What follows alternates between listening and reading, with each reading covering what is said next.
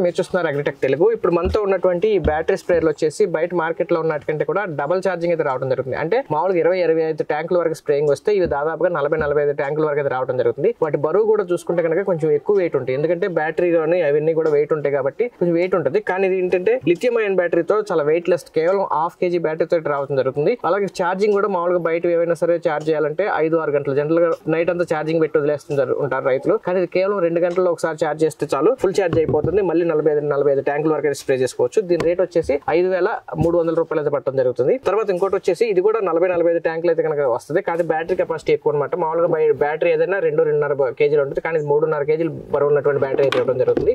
ఇది వచ్చేసి full charge అవడానికి కేవలం 5-6 గంటలు అయితే సమయం పడుతుంది. దీని ధర వచ్చేసి 4,800 రూపాయలు అయితే పడటం జరుగుతుంది. అయితే ముఖ్యంగా రైతులు ఏంటంటే పొలాల్లో మోసుకుంటూ వెళ్ళడం కొంచెం కష్టంగా ఉంటుంది కాబట్టి ఇది వెయిట్ లెస్ కాబట్టి దాదాపుగా 2 కేజీలు బరువు వరకు తగ్గుతుంది కాబట్టి బాగా ఉపయోగపడేటువంటి అవకాశం ఉంది. ఈ స్ప్రేయర్లు కనుక తీసుకోవాలంటే కనుక స్క్రీన్ మీద కనబడుతున్న నెంబర్ మీరు కాల్ చేసినట్టు కనుక ఆర్డర్ చేసుకోవచ్చు. వీడియో నచ్చినట్టు లైక్ చేయండి, షేర్ చేయండి. Thank you.